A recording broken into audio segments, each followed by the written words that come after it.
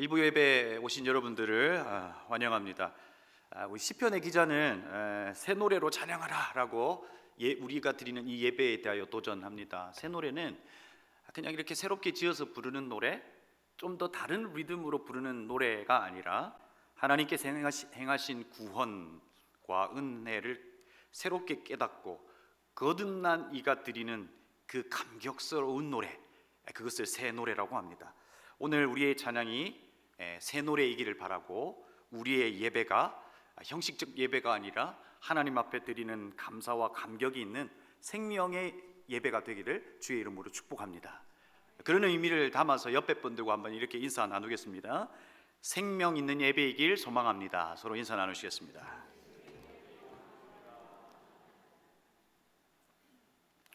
오늘 말씀은 4부 오늘 청년들에게 제가 이제 안식년 복귀하고 처음 이제 설교하는데요, 그 청년들을 먼저 생각하면서 설교문을 작성했습니다. 그런데 이제 일부에 오시는 분들을 상상해 보니까 마음은 청년이신 건 제가 분명히 알겠는데 물리적 나이는 아직 청년이 아니신 분들이 대부분이어서 좀 내용을 달리했습니다. 일부에서는 이삭의 삶을 통해서 이 땅을 살아가는 청년들을 한번 이해해 보는 시간, 그리고 그 생애가 우리에게 주는 도전을 한번 살펴보려고 하고, 4부에서는 청년들이 지금의 이 시간을 어떻게 보내야 하는가에 대한 것에 초점을 두고 말씀을 좀 나누려고 합니다. 먼저 몇 가지 좀 정리를 하고 가야 되는데요, 여러분이 생각하기에 청년은 언제까지라고 생각하세요? 그러니까 여러분은 좀 달리 물어볼까요? 여러분 지금 청년이세요? 아니세요? 청년입니다 라고 말씀하셨습니다. 예, 청년이세요. 우리 권사님 청년이십니다. 여러분, 제가 가끔 인용하는 이 청춘 예찬이라고 하는 이 글에서 한 문장으로 이 청춘을 표현하죠. 청춘, 이 듣기만 하여도 가슴이 설레는 말이다. 그러면서 이 청춘에 대하여 이야기할 때 이 나이로 이야기하지 않고 오히려 이 청춘을 마음의 상태라고 하는 것을 강조하죠. 여전히 열정이 있고 꿈이 있고 여러분 안에 가지고 있는 이 소원이 여러분을 움직이고 있다면 여러분은 뭐다? 청춘, 청년이시다. 그런데 여러분, 이걸 법적으로 한번 볼까요? 법적으로는 청년이 언제까지일까요, 여러분? 청년 고용 촉진 특별법에는 34세까지가 청년으로 규정되어 있고요, 이 군 복무를 보면 지금은 이제 39세까지 군대 갈 수 있다 하더라고요. 그러니까 앞으로는 이제 이게 43세까지 늘어난다고 하긴 합니다. 그러니까 정책과 지역에 따라 다소 차이는 있지만 34세까지 보기도 하고 또는 39세까지 청년으로 볼 수 있다 하는 겁니다. 저는 오늘 이 아브라함 아버지의 장례를 치르고 있는 이 이삭이라고 하는 인물에 좀 주목하기 시작했습니다. 그리고 궁금해지기 시작했습니다.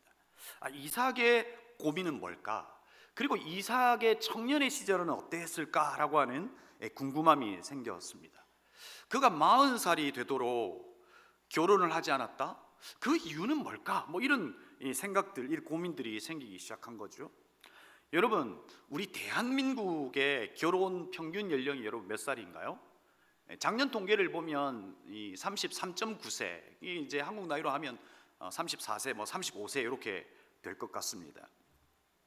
근데 여러분, 이삭도 당시의 그 사회적인 통념과 다르게 40세라고 하는 늦은 나이에 이제 결혼을 한 거죠.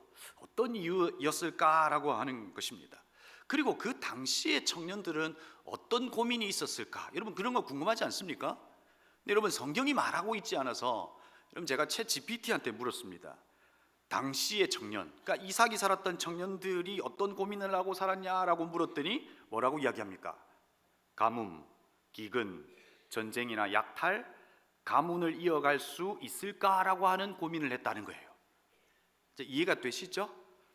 여러분, 일부 살아있는 예배가 되기를 주님의 이름으로 축복합니다.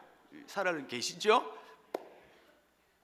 그러면 여러분, 1980년대의 시절을 살았던, 그때의 청년 시절을 살았던 이들의 고민은 무엇이었을까요? 신문 기사를 찾아보니까 그때의 고민은 민주화와 사회 정의에 대한 고민이었어요. 비합리적 시대의 상황에 대한 고민이었고, 세 번째가 미래와 취업에 대한 불안, 이것이 그들에게 고민이었더라고요. 지금의 청년들, 지금의 대학생들이 가지고 있는 가장 큰 고민은 뭘까요, 여러분? 아시겠죠, 이건? 진로에 대한 취업과 진로에 대한 불확실성, 이게 가장 고민이 된다. 44%. 경제적 문제가 37%입니다. 그러니까 청년의 시절을 보내고 있는 이 아이들의 평균 빚이 약 4천만 원입니다. 그러니까 청년들이 가지고 있는 그 부채가 400조고 우리 가계 부채의 약 20%를 차지해요. 그러니까 이 아이들은 학교를 다니면서 자기를 위해서 이 만든 이 빚들을 떠안고 살아가고 있더라 하는 것이죠. 세 번째가 대인관계이고 네 번째가 스펙과 학업에 대한 스트레스가 네 번째의 고민이다 이야기하죠.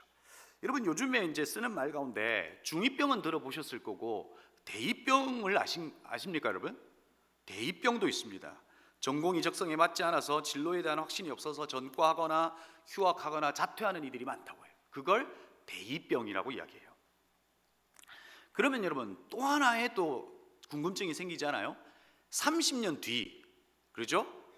뭐 30년 뒤면 저는 한 48 정도 됐겠네요. 그러니까 이제 30년 뒤가 되었을 때 여러분 깨어 있기를 바랍니다. 와 진짜 어마어마한 충격을 제가 받았습니다. 네, 살아있는 예배. 자, 30년 뒤에, 그러니까 지금 태어난 아이들이 이제 청년이 되면 이 아이들은 어떤 고민을 할까 하는 거예요. 여러분 어떤 고민을 하고 있을까 하는 거예요.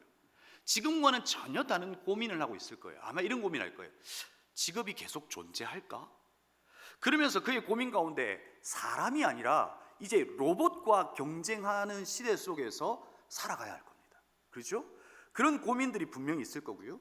그리고 기후에 대한 변화 속에서 정말 나는 생존할 수 있을까라고 하는 그 고민 가운데, 그리고 그 불안 속에 있을 거라 하는 것이죠.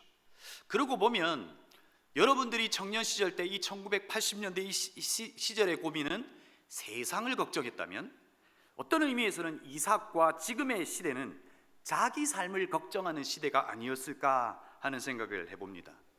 그러면 청년 이삭은 어떤 삶의 고뇌가 있었고 그 생애가 이 땅을 살아가는 우리에게 어떤 도전을 주는지 크게 한 세 가지로 살펴보려고 합니다. 첫 번째, 과거의 상처가 오늘을 살아가는 삶의 영향력이 되도록 허용하지 말라 하는 것입니다. 여러분 이삭에게는 상처라고 하는 것이 있었을까요? 여러분 이 아들 이삭에게 상처가 있었겠냐는 거예요. 여러분 모리아 산에 자신을 죽이려 하는 아버지의 모습을 본 이 이삭은 그에게 상처였을까요? 상처이지 않았을까요? 상처였을까요? 믿을 사람 이 세상에 아무도 없다 뭐 이러면서 그의 이 온 생애의 상처가 되어서 자기 삶에 이 영향력이 되어서 살아갔을까요? 아니면 여호와 이레의 하나님을 아브라함과 동일하게 만나는 자리로 그래 하나님은 살아 계셨지라고 고백하며 그 순간을 기억할까 하는 거예요. 여러분 22장에 나오는 그 사건은 이삭에게는 아버지를 믿음의 사람으로 저는 생각했을 거라고 생각해요. 하나님께서도 아브라함의 그 행동과 그 선택과 그것을 보고 의로 여기셨다라고 이야기했고, 그리고 이삭도 두 눈으로 숫풀에 걸려있는 숫양을 봤어요. 3일을 걸어서 이 번민의 3일의 길을 걸어왔지만 이제 여호와 이레의 하나님을 경험하고 이 이삭과 돌아가는 3일의 삶은 어땠을까요? 간증의 3일이었을 거예요. 내 생애에 아들아, 하나님은 이렇게 역사하셨어. 하나님은 내 인생을 이렇게 인도하셨어. 널 봐. 100세에 널 낳았다니까. 하나님께서 내 인생 전체를 책임져 주셨어. 라고 이야기했을 거예요. 아마도 그 사건은 이삭에게는 상처가 아니라 오히려 하나님을 만나는 순간이었고, 아버지 아브라함을 믿음의 사람으로 생각하는 순간이었을지도 모릅니다. 그런데 여러분 오늘 우리의 본문은 아브라함의 장래 이야기로 시작하죠. 175세의 아버지가 죽었고 이제 아들 이삭은 75세예요. 그러니까 75세 아들이 아버지 장례를 치르고 있습니다.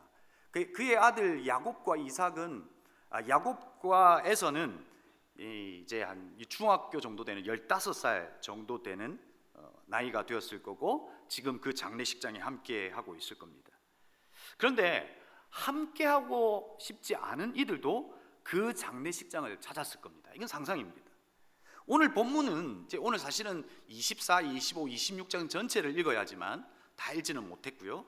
25장을 시작하면서 어떻게 시작하면 이렇게 시작하죠. 아브라함이 다시 아내를 맞아 들였는데 그의 이름은 거두라이다. 그러니까 여기에서 강조하는 게 뭐예요? 다시라고 하는 거예요. 다시 아내를 맞아들였다 하는 거예요. 여러분, 이삭의 어머니 사라가 이삭이 37세 되는 해에 세상을 먼저 떠났어요. 어머니를 떠나 보낸 슬픔 가운데 있었다라고 하는 것을 24장에서 볼 수 있죠.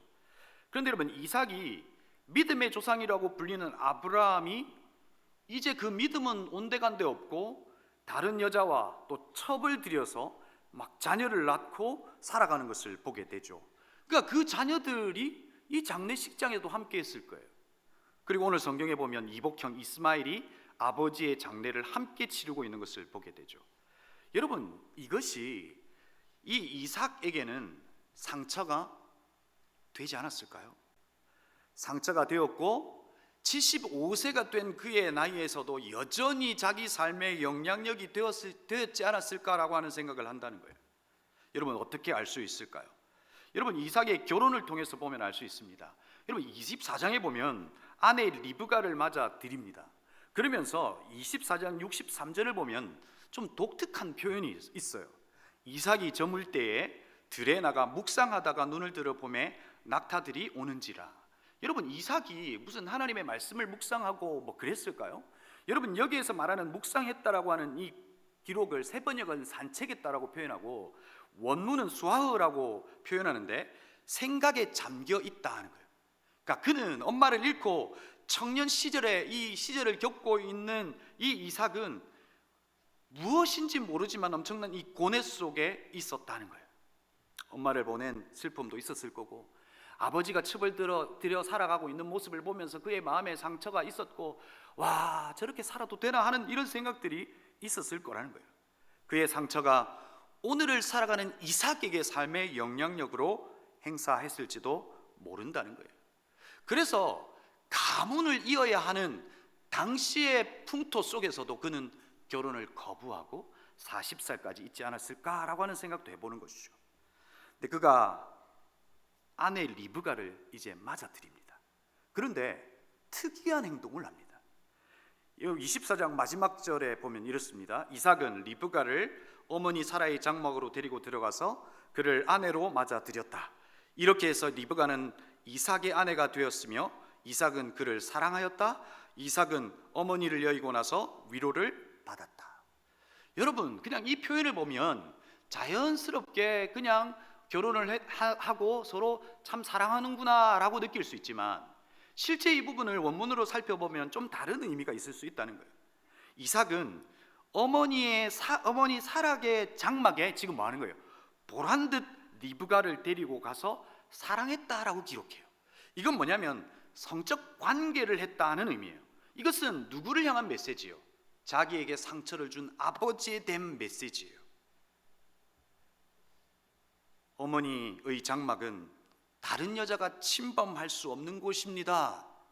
아버지, 이곳은 어머니의 장막입니다 라고 하는, 자기에게 상처를 준 이에게 자기만의 방식으로 아브라함의 상처를 주고 있는 거예요. 이것이 이 성경의 내용으로 이해할 수 있다는 거예요.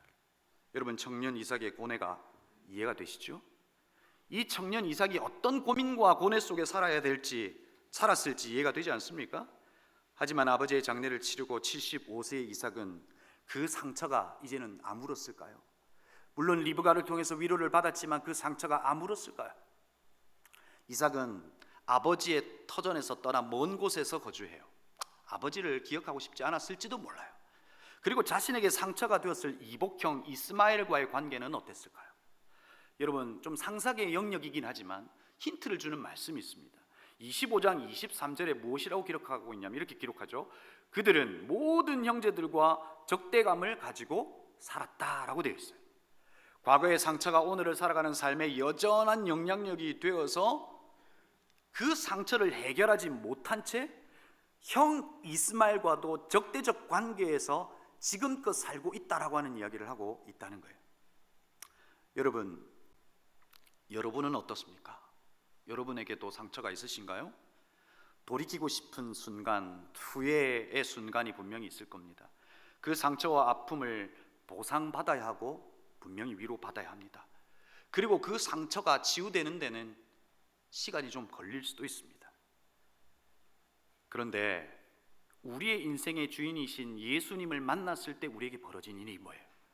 우리에게 일어난 일은 죄에 대하여는 그리스도를 믿음으로 용서를 받았고, 우리에게 일어나는 수많은 사건과 사람들의 만남 속에 일어났던 그 상처와 아픔은 그분께서 싸매어 주셨다라고 말씀하세요. 그러니까 우리에게는 완전히 해결될 수 없는, 기억 속에서 사라질 수 없는 그런 과거의 아픔과 고통이지만 예수의 사랑이 그것보다 더 크다라고 하는 거예요. 우리를 싸매어 주셨다라고 말씀하시는 거예요. 예수님을 만난 우리는 과거의 상처가 여전히 오늘을 살아가는 삶의 영향력이 되도록 허용해서는 안 된다는 거예요. 이것이 이삭의 생애를 통해서 주시는 우리의 깨달음일 수 있다는 거예요. 사랑하는 성도 여러분, 소망이신 예수 그리스도를 붙들고 상처를 딛고 일어서는 저와 여러분이 되기를 바랍니다. 절망 속에서 자기의 연민 속에 빠져 헤어나오지 못한 채 과거의 상처가 오늘의 영향력이 되어서 오늘을 실패한 과거로 재생산하는 하루가 되지 않도록 예수 그리스도를 믿는 믿음 안에서 일어설 수 있는 저와 여러분이 되기를 주의 이름으로 축복합니다. 제가 가끔 듣고 있는 가요가 있습니다. 여러분, 목사도 가요를 듣습니다. 그런데 이건 가요인가 복음송인가 제가 조금 헷갈리기도 합니다. 하나님이라고 하는 표현이 있었으면 거의 복음송에 가까운 노래이지 않을까 하는 겁니다. 제목은 기쁨, 슬픔, 아름다운 마음. 여러분 아시죠? 악동 뮤지션. 여러분 좀 들으세요. 늘 말씀과 기도와 찬양 속에만 계시지 말고 이 세속의 공간 속에서 어떤 일이 벌어지는지, 어떤 가사로 노래하고 있는지, 어떤 애환이 있는지 여러분 아셔야 돼요. 저는 이 악동 뮤지션 엄마 아버지를 이제 만나서 한번 식사를 한 적이 있는데 정말 믿음으로 이 아이들이 살아가더라고요. 근데 그의 가사 속에서도 사실은 이제 믿음으로만 볼 수 있는 시각으로 쓴 이 제목이더라고요. 제가 한번 읽어드릴까요? 불러드리고 싶지만, 기쁨 뒤에 슬픔이 오는 건 아름다운 마음이야. 쫓아내지 말고 품어주어라. 아주 예쁜 돌이 된단다. 기쁨 뒤에 슬픔이 오는 건 아름다운 마음이야. 겁내지 말고 마주 앉아라. 찬란한 그림이 된단다. 이런 뭘 이야기해요? 오늘 우리에게 기쁨 뒤에 슬픔이 왔는데 아름답대요. 슬픔이라고 하는 것을 통해서 기쁨이 얼마나 큰 것인가를 알게 되었기 때문에 이건 진짜 아름다운 마음이야. 우리에게 과거의 상처를 쫓아내거나 그리고 이것을 벗어날 수 없기에 품어주어라 라고 이야기해요. 그러면 이것은 예쁜 돌이 되고 흔적이 된다고 이야기해요. 겁내지 말고 마주 앉아라고 이야기해요. 그러면 과거에 일어났던 수없는 고통과 상처의 순간은 오늘 믿음의 고백과 연결되어 찬란한 그림이 된다고 이야기해요. 제가 여기에서 아멘이시죠? 이렇게 할 뻔했어요. 여러분, 이 노래 속에서 우리에게 알려주잖아요. 과거의 상처에, 과거의 고통에, 과거의 후회가 오늘을 살아가는 저와 여러분의 영향력이 되지 않기를 주의 이름으로 축복합니다. 오늘의 주인이신 예수 그리스도를 붙들고, 소망이신 예수 그리스도를 붙들고, 기쁨 뒤에 슬픔도 온다. 그리고 여러분의 과거를 쫓아내지 말고 오히려 그것이 우리의 삶의 흔적이 된다는 사실을 기억하고 살아내시는 저와 여러분이 되기를 주님의 이름으로 축복합니다. 그런데 여러분, 우리가 살아있다라고 하는 의미를 이 이삭의 생애를 통해서 한번 살펴볼 필요가 있어요. 여러분, 오늘 8절을 보면 아브라함은 자기가 받은 목숨대로 살고라고 되어 있어요. 그러니까 우리가 살아있다는 것은 내 의지로 살고 있다는 것이 아니에요. 하나님께서 우리에게 목숨을 두어 살게 하셨다는 거예요. 하나님께서 적어도 우리를 존재하게 하셨고 이 땅 가운데 살게 하셨다면 살게 하시는 이유가 있다는 거예요. 죽을 이유가 있는 것이 아니라 살 이유가 분명히 있다라고 하는 것을 이야기한다는 거예요. 오늘 이 아브라함의 장례를 보면서 우리가 깨닫는 것은 우리는 언젠가 죽는다는 것과 우리를 살게 하신 이유가 있다는 것을 알게 되죠. 이것을 좀 다른 표현으로, 제가 자주 쓰는 표현인데, 우리가 살아있다는 것은 뭐가 있다는 거예요? 남아있는 사명이 있다는 거예요. 저를 한번 따라 하실까요? 살아있다는 것은 남은 사명이 있습니다. 하나님께서 저와 여러분을 아침에 눈을 뜨게 하셨다면 오늘을 살게 할 이유와 사명이 있어요. 하나님께서 오늘을 살게 하시고 우리를 살게 하셨다면 살게 하시는 하나님의 사명이 있다는 거예요. 우리의 인생이 그냥 그렇게 소비되는 인생이 아니라 우리의 인생이 누군가에게 또 이 세상 속에 공헌하는 인생으로 살게 하시는 하나님의 사명이 있을 수 있다는 거예요. 여러분, 살아있다는 것이 사명이 있다고 하는 그 큰 깨달음을 받았던 한 일이 있어요. 제가 은혜샘물교회 처음 부임하고 첫 휴가를 갔다가 이제 돌아오는 길이에요. 그런데 정말 오랜만에 한 선생님이 전화가 오셨어요. 제가 중등부를 할 때 선생님인데 밝게 인사를 했어요. 선생님 잘 계세요? 근데 그 선생님이 무거운 이야기를 하는 거예요. 목사님, 복식이 죽었어요. 그러는 거예요. 복식이는 누구냐면 제가 중등부를 할 때 있었던 아이예요. 5학년 때부터 저희 교회를 다녔는데 이 아이는 사고뭉탱이였어요. 길을 지나가다가도 기분 나쁘면 돌을 들어서 사람들 행인을 막 위협하기도 하고, 학교에서는 못된 짓 다 해요. 어느 날은 머리가 피가 터져서 이렇게 왔더라고요. 그래서 물었어요. 너 왜 그랬냐 그랬더니 선생님이 하도 말을 안 들으니까 이 배식을 하다가 이 배식국자로 때렸는데 그 뒤에 이렇게 약간 고리가 있어요. 그게 이제 해서 머리가 피가 난 거예요. 그러면 제가 얼마나 열이 받았겠어요. 왜냐하면 이 아이는 엄마 아빠는 이미 이혼해서 떠나고 할머니랑 살았거든요. 그래서 부모 없는 아들이라고 그러냐 싶어서 따져 물으러 갔어요. 그래서 한참 선생님에게 따졌더니 선생님이 뭐라고 말해요? 목사님, 저도 안수 집사예요. 그러면서 이 아이가 학교에서 벌어지는 이야기를 다 이야기하는 게 어느 일정 부분 이해가 되는 거예요. 그 망나니 같은 아이가 한 선생님에게 붙들려요. 5학년 때부터 고등학교를 졸업할 때까지 이 아이의 선생님으로 끝까지 갔어요. 어느 날은 그 선생님이 전화를 받아요. 그런데 그 옆에 딸들이 있어요. 두 딸이 있는데 이 아이가 쌍욕을 해요. 그걸 듣고 있어요. 그 옆에 있던 딸들이 펑펑 울어요. 엄마, 그만해. 그런데 그 선생님은 끝까지 그 아이를 지켰어요. 그 아이가 고등학교 2학년 때 예수를 믿었어요.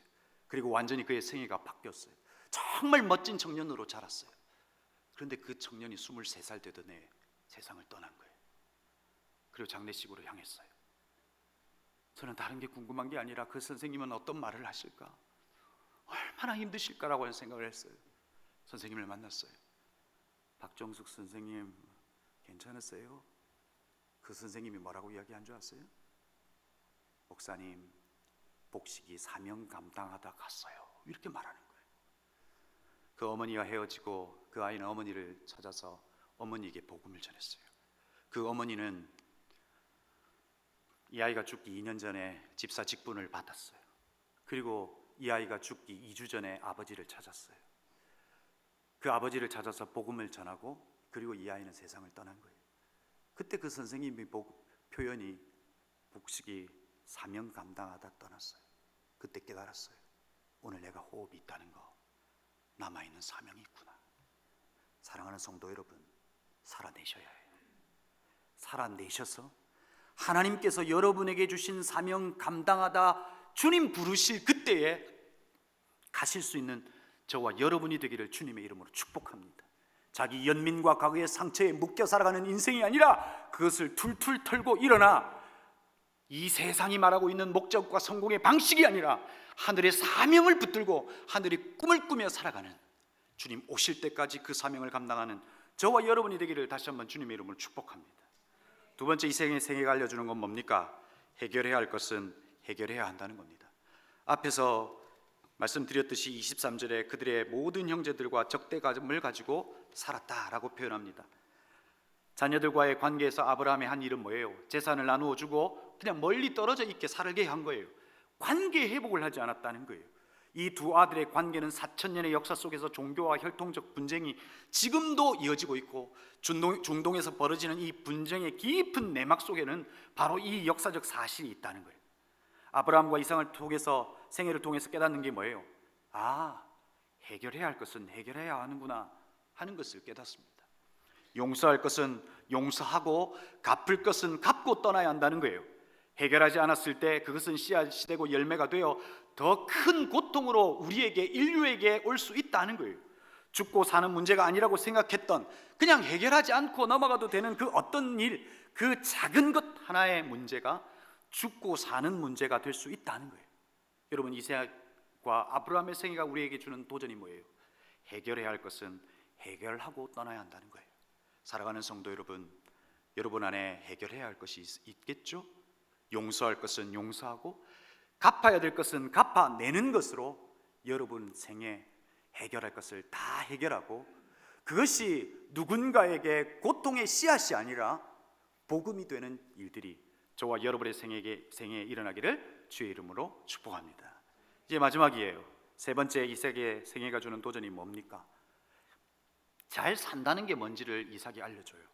잘 산다는 것은 하나님과의 간격을 줄이는 것이다 라고 하는 것을 알게 돼요. 여러분, 아버지 아브라함은 어땠어요? 하나님과의 간격이 좁혀져 있을 그때 본토 친척 아비 집을 떠난 자리에서 예배를 드리며 남방으로 내려가는 것을 보게 되죠. 그런데 그의 삶에 안정이 찾아왔을 때 어떤 일이 벌어져요? 첩을 들이고 하나님과의 이격이 생기는 것을 보게 되죠. 여러분, 이삭은 어떻습니까? 하나님께서 그를 아브라함으로 이은 믿음의 계보로 삼고 그를 복이다라고 말씀하시고 복으로 살기를 원했어요. 그런데 그도 마치 아버지와 동일하게 컨트롤 C, 컨트롤 B예요. 위기를 만났어요. 흉년이 들어 블레셋으로 향하는데 자신의 아내 리브가를 아버지와 똑같이 뭐라고 속여요? 누나라고 속여요. 누이라고 속이는 것을 보게 되죠. 자신에게 찾아온 위기 속에 믿음 없는 이삭의 모습을 보게 돼요. 그런데 그 위기 속에서도 하나님의 은혜로 넘어가죠. 이삭은 아비멜렉 왕의 도움으로 이제 농사를 시작합니다. 그런데 하나님께서 복을 주셔서 성경의 기록을 보니 100배의 소출을 얻었다라고 되어 있고, 26장 13절에서는 이삭을 이렇게 소개하죠. 그 사람이 창대하고 왕성하여 마침내 거부가 되어라고 되어 있어요. 그러니까 아브라함보다 더 큰 부자가 되어 있었다는 거예요. 여러분, 많은 사람들이 그를 보면서 뭐라고 말했을까요? 야, 복 받았다, 잘 산다, 잘 살고 있다 라고 이야기했을 거예요. 근데 여러분, 하나님의 관점에서는 많은 소유를 가지고 있는 이 이삭의 거부가 되어 있는 이 모습을 보고, 야, 이삭아, 너 참 잘 산다 라고 말할까 하는 거예요. 여러분, 이삭에게는 다시 위기가 찾아와요. 블레셋 사람들이 그를 시기하여서 우물을 이 흙으로 메웁니다. 그리고 그곳을 떠나는 것을 보게 되죠. 그런데 여러분, 이삭의 재력으로 사람을 모으고 여론을 형성해서 자신의 힘으로 그 위기를 넘어갈 수 있어요. 그런데 이 이삭은 그곳을 떠나 그냥 그랄로 훌쩍 떠나고 또 메꾸면 또 떠나고 또 메꾸면 또 떠나는 가장 강한 자로 살았어야 될 그 거부인 이삭이 가장 약한 자의 모습으로 자기 삶의 위기를 그냥 이렇게 도망가고 하는 모습을 보게 되죠. 그런데 그가 가는 곳마다 어떤 일이 벌어져요? 다시 우물을 파면 그곳에서 물이 솟아나는 것을 보게 돼요. 당시 지리적 이 배경에 대해서 이해가 간다면 이 일은 사실은 기적과 같은 일이에요. 우물을 팠는데 물이 난다, 가는 곳마다 난다는 것은 엄청난 기적인 거예요. 세 번째 이름의 그 이름을 르호봇이라고 했잖아요. 이건 마치 이런 거예요. 여러분들이 복권을 긁었는데 첫 번째도 1등, 두 번째도 1등, 세 번째도 1등과 같은 일이 이 이삭에게 벌어진 거예요. 그런데 이 일을 복이 있다 말하고 있지 않단 말이에요. 오늘 그가 세 번째 우물을 파고 우물의 이름을 르호봇이라고 짓습니다. 이 우물에는 이 이삭의 믿음의 고백이 담겨 있는데, 이제는 여호와께서 우리를 위하여 넓게 하셨으니 이 땅에서 우리가 번성하리로다 라고 기록되어 있어요. 하나님은 이삭을 찾아오셔서 네 자손을 번성하겠다라고 약속하셨고, 그리고 그 이삭의 모습이 아름다워요. 제단을 쌓고 여호와의 이름을 부르며 예배하죠. 여러분, 우리는 여기에서 질문해야 합니다. 잘 산다는 건 뭘까? 이삭의 삶으로 보여주는 것은 하나님과의 간격이 주로 있을 때, 그리고 그 하나님과 깊은 관계 속에 살아갈 때 잘 사는 거라는 거예요. 위기 앞에 하나님을 불신하는 이삭의 모습이 아니라, 우물이 덮이는 위기 앞에서도 재력이 힘이 아니라 내가 그 난관을, 힘든 문제를 이겨낼 수 있다라고 하는 자기 자신감이 아니라 존재의 힘으로 살아내는 것, 하나님과의 깊은 관계 속에서 하나님이 나의 아버지시다라고 하는 그 존재의 힘으로 살아내는 것, 이것이 잘 사는 것이라는 거예요. 이 모습을 본 아비멜렉이 뭐라고 고백하죠? 그들이 이르되 여호와께서 너와 함께 계심을 우리가 분명히 보았습니다. 여러분, 거부가 된 것도 보았고요, 그의 소출이 100배가 넘는 그 엄청나게 그 거부가 된 것도 이 아비멜렉이 봤단 말이에요. 그러나 아비멜렉이 우리에게 확인해 주는 게 뭐예요? 그게 진짜 잘 사는 게 아니라 자기의 존재가 하나님을 신뢰하고 믿는 믿음 안에서 그가 하나님과 함께 하는 것이 보였단 말이에요. 이것이 잘 사는 거예요. 사랑하는 성도 여러분, 여러분이 하나님의 아들이라고 하는 그 존재의 힘으로 살아가는 저와 여러분이 되기를 주님의 이름으로 축복합니다. 한 가지만 더 할까요? 이삭이 100세가 되었어요. 여전히 그는 존재의 힘으로 살았을까요? 26장 말미에 보면 이렇게 기록되어 있죠. 에서가 마흔이 되었을 때 이방 아내들을, 그 이방 여인은 아내로 맞아들여요. 그러면서 이것을 보고 성경은 이렇게 기록하죠. 그들이 이삭과 리브가의 마음에 근심이 되었더라. 존재의 힘으로 살아내는 잘 사는 인생이 아니라 다시금 그 근심이 덮쳐 자기의 존재가 흔들리는 삶을 살아가고 있는 것을 보게 돼요. 그리고 그의 이야기는 그냥 그렇게 사라져요. 사랑하는 성도 여러분, 여러분의 인생을 흔드는 것들이 있을 겁니다. 여러분의 존재를 뒤흔드는 것들이 있을 수 있다는 거예요. 자식일 수 있어요, 재력일 수 있어요, 여러분이 살아왔던 삶의 경험일 수 있어요. 수많은 것들이 여러분을 사건과 사람들을 통해서 뒤흔들어 놓을 수 있단 말이에요. 그런데 그때 중요한 건 뭐예요? 바로 반응이에요. 하나님의 자녀로서 그 존재의 힘으로 이 순간과 사건과 사람 앞에서 어떻게 반응하느냐가 중요하단 말이에요. 위기가 찾아왔을 때 이 이삭이 믿음의 반응을 보였을 그때 그는 하나님의 역사를 본 거잖아요. 만약에 이삭이 분노했다면 모든 것이 불살라 버려졌을 거예요. 그러나 그가 믿음의 반응을 보였을 때 그의 인생에 하나님의 역사하심이 있었다는 사실을 알 수 있더라는 거예요. 사랑하는 성도 여러분, 우리의 존재를 흔들어 놓을 만큼 큰 일들, 사건, 그리고 사람과 관련한 일들이 우리의 생에 있을 수 있다는 거예요. 그러나 우리의 존재가 흔들릴 수 있지만 넘어지거나 좌절하지 않고 내가 하나님의 자녀라고 하는 분명한 사실 가운데 그 존재의 힘으로 다시금 일어나 믿음의 고백을 하실 수 있는 저와 여러분이 되기를 주의 이름으로 축복합니다. 그럴 때 이삭이 만났던 하나님을 저와 여러분이 만나고 이삭이 고백했던 하나님이 저와 여러분의 하나님이 되실 줄로 믿습니다. 그 믿음 안에 살아가는, 그 하나님 안에 살아가는 저와 여러분의 생애가 되기를 주님의 이름으로 축복합니다.